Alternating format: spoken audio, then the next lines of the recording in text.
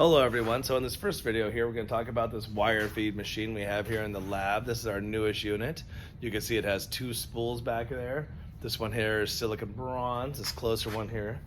You can see the wire there. And the second one here is an aluminum spool. Today, just to keep things not so complicated, we're going to just look at the machine and then progress forward a little bit more with how this machine works. So just some basic parameters. First off, there are two components to this machine, and this particular machine has two dedicated spools.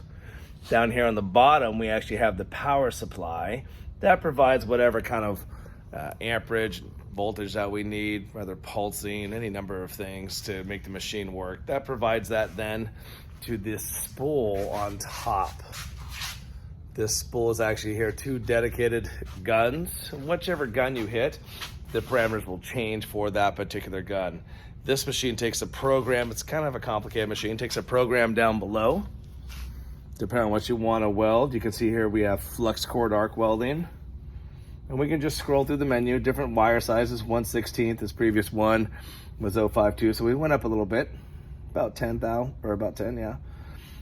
This is for metal, this is for cord or tubular wire, 0.45 tubular wire, 0.52, quite a bit thicker, and then a 16th, quite a bit thicker yet. We can also weld stainless steel, a couple different wire sizes, aluminum 4000 series, and a couple different wire sizes there, and then also aluminum 5000 series, a couple different wire sizes there, and then just basic steel. And back to flux core. In addition to those, so that's a wire type, we can also change our argon CO2 mix, which is called industrial mix. Straight CO2, run it really hot and kind of messy.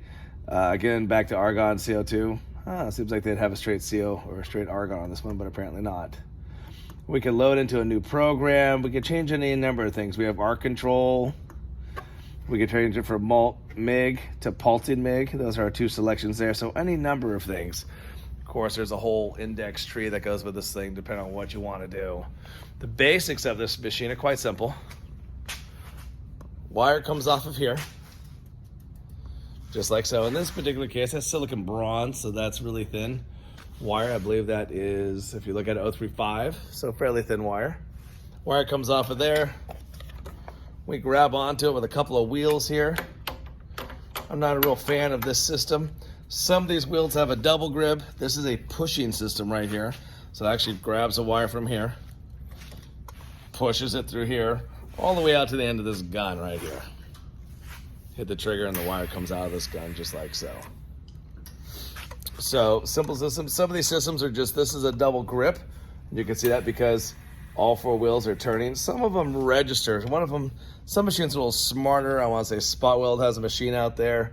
The big problem is a wire gets bound up down here at the tip of the gun. And then it backs up and makes a mess up here in these spools. So some machines actually push with this one and then use a stepper motor as a feedback loop right here. So a little bit of a servo action going on here. Tension, we just bear this down like so, and then when we hit the trigger, should just start spooling away and coming out of the gun just like it is. It's getting longer, just like so. And that gun's live. Coming over here to the other side, this gun's a lot more elaborate. It's a very long gun. So on this side, we're pushing aluminum. And the problem with aluminum is when you're pushing it, it's soft. And you can just gouge off the sides of the aluminum very easily and it just jams up. So again, we have our two wheels. I've seen some of these wheels have edges, a little serration, not much, but some of them do. Again, when you hit this trigger, you drive this one along here. I pump the trigger and I tell the machine to take gas, take wire off it. So I've released the tension here, as you can see. And then when I hit the trigger, it's not moving a whole bunch, but it's moving a little. So this is a very unique gun. It's a very expensive gun, to say the least. And what this is this is a push-pull gun. So we're gonna push here on these wheels. I'm gonna put the tension on it so that happens. And then down here, we're gonna pull.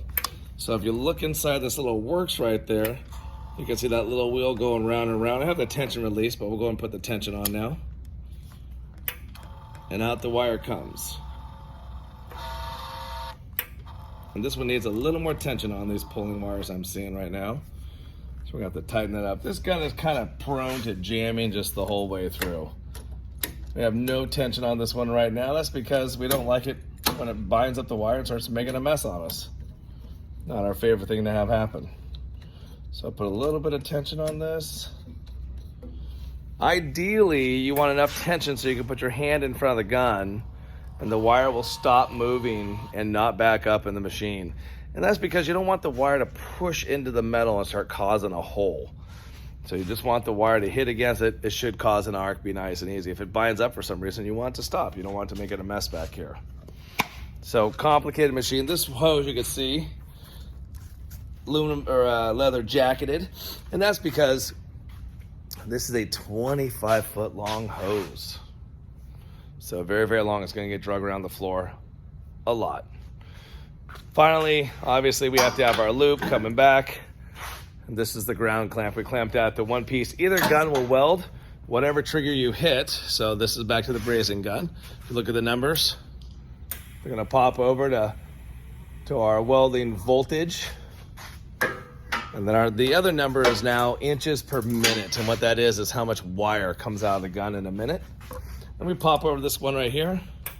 As soon as you hit it, you can see the feed goes way up because although we're running the same voltage, it's actually running a lot more wire per minute. So these machines feed out in inches per minute. On this particular one, you adjust it at the gun. This one here, I'll just pop this trigger so it looks normal.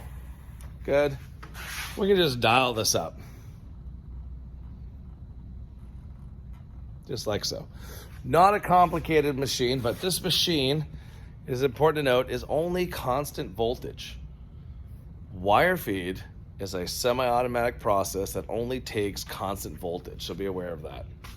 So, back over to here. We're running straight argon on both of these. So this is argon right here, straight argon.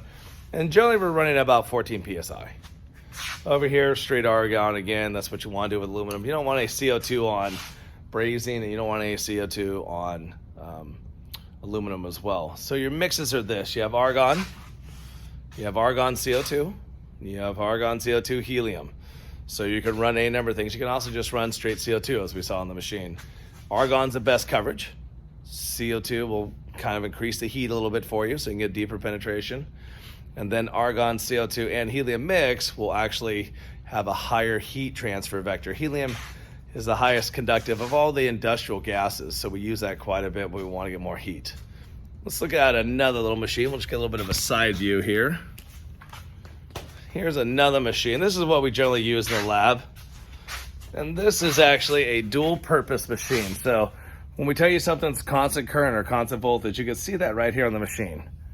This is XMT304 and it comes in the constant current, constant voltage process.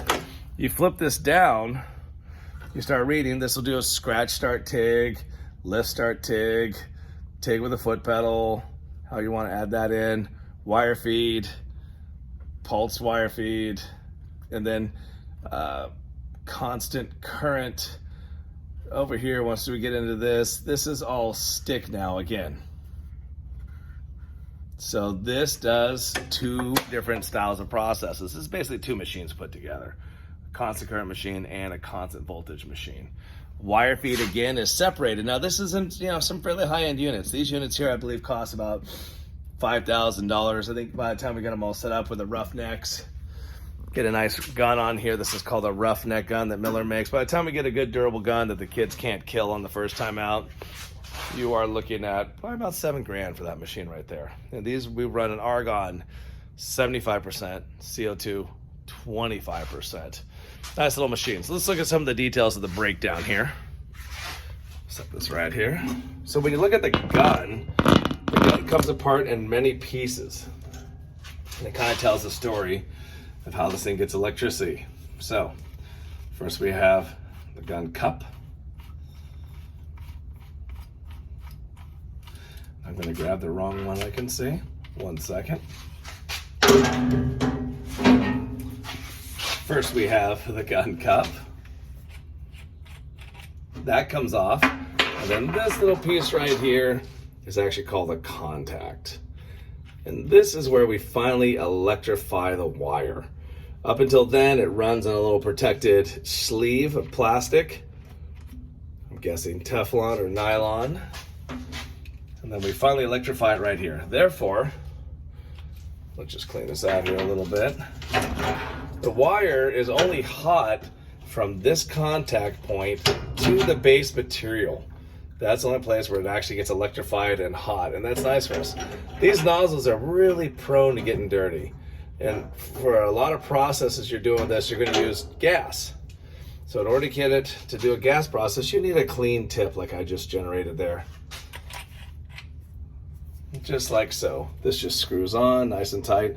If you look in there, that contact is not very far in there.